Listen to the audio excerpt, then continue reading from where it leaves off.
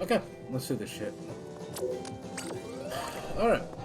The Venerable Dusty and Forrest do this quick little video for aim shit. Okay, cool.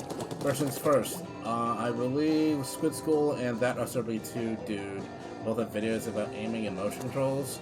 And I believe even FLC has one. All those that might be even related to Splatoon 2, but damn near everything will also relate back to Splatoon 3. So you can also check those out for any other information. Okay, first things first, make sure you're using motion controls, of course. That's going to be super important. I also want you to find out what sensitivity that you like. It could be low, it could be high, it could be anywhere that you want. I know you hear a lot of people actually run like relatively high sensitivity. I run low sensitivity, right? And I can play just fine with it, and it feels comfortable for me, right? So figure out what you like and what you want and everything. Next thing's so important that I even talk about in those presentations is yeah, no matter what, you are going to, and I mean you're going to, have to do some introspection and figure out, you know, what you struggle with. You struggle with flick aiming, you know, potentially over, under rotate maybe, like do you kind of under or over rotate when you go to a target, you know? Do you jump a lot and cause your aim to go all over the place? If someone pushes you, do you go tense up and like start shooting all over the place? These are important things. Do you take bad angles, have bad positioning? Well, that's another part of fundamentals, so we'll have to go over another time. And maybe I'll make a separate video to have just that and go over the presentations. Maybe I'll do that. But yeah. Next thing, after you've done your introspection, before you play, at any point in time, warm up. I mean, literally, stretch your hands. Do some like hand exercises. Get the blood flowing in those extremities. It's really important, especially it's getting cold out. Even though both of y'all live in places with that don't have seasons. Still, you need to get that blood flowing and everything. Okay. All right. Good. Good. So that's another important thing. So, other than that, you need also more of like your aim in your eyes, right? You need to be shooting targets, and you need to just make sure that you don't miss. Super important that you just get yourself at that point in time where, like, you know, you're shooting, you don't gotta worry focus too much, and you're just aiming and hitting your shots. And if you're not, keep going.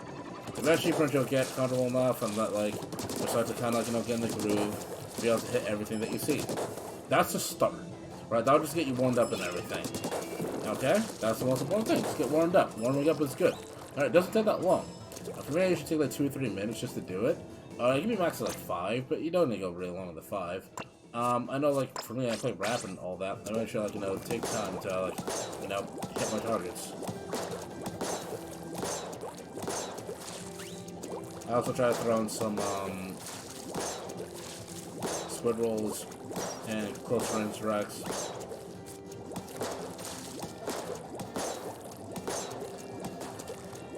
And just try not to miss. Like, that was pretty good. There are times where I just actually just like keep hitting those. And that's on like small occasions, but it's really important. Patch your substrafing into shots. That's super important. You know, substrafe into things.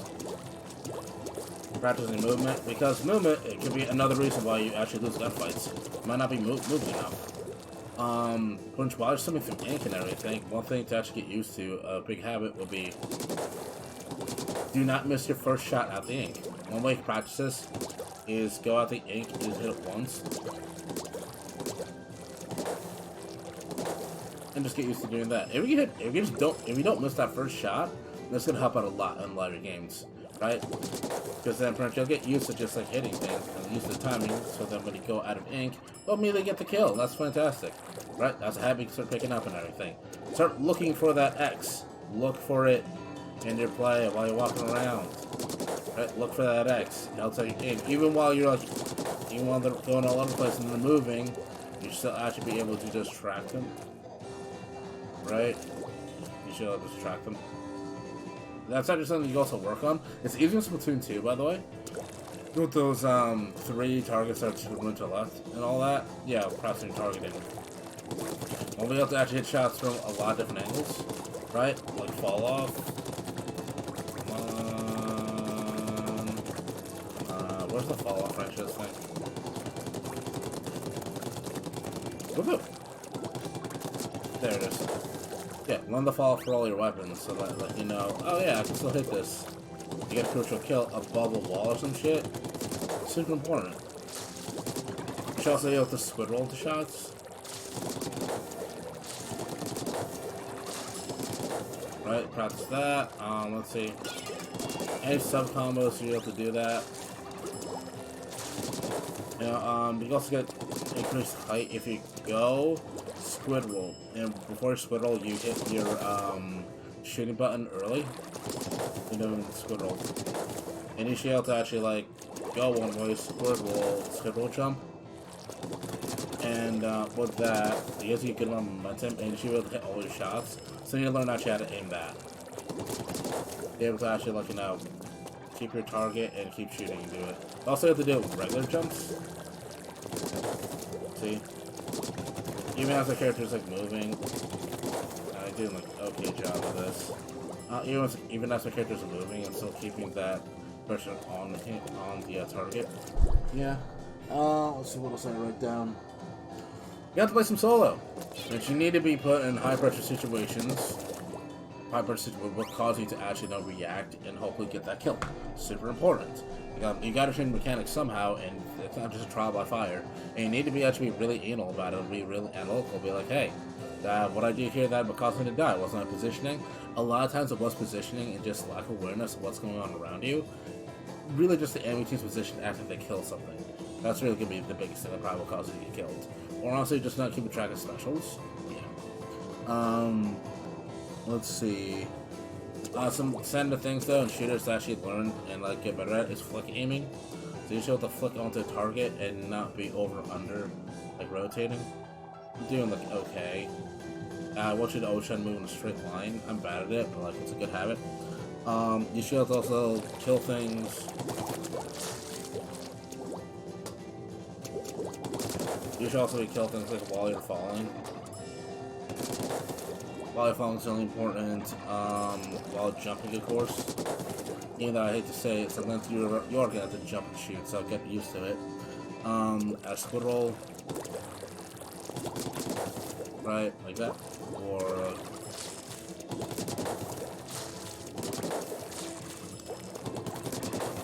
two different types, right?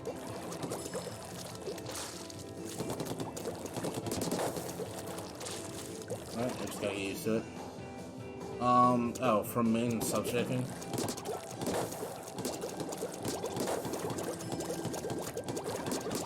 And this skill's actually pretty good to have when you're running away.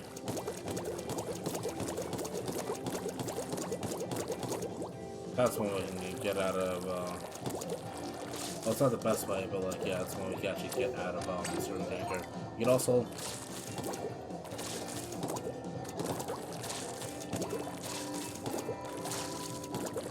I gotta get used to this. I love this technique, but it's kind of hard.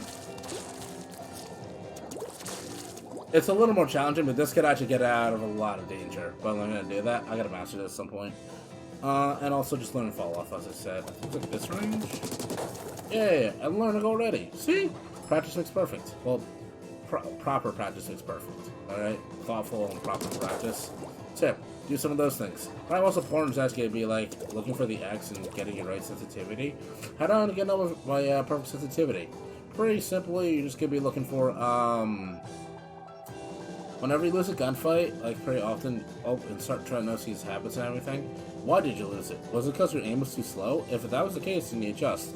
Were you like kind of aiming all over the place? It might be too high. But that's only the case if you think that your mechanics was the only reason. Sometimes a good amount of it could just be positioning. Right? So be careful about that, be cognizant.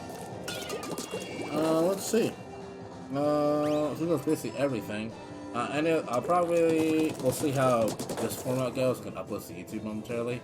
It's only 1:30. I gotta do that now. Try doing these more often to see if this helps out. Yeah, no. Let me know how you like it, or don't. Yeah, no. And, good luck, please, getting better and improving. Thank you.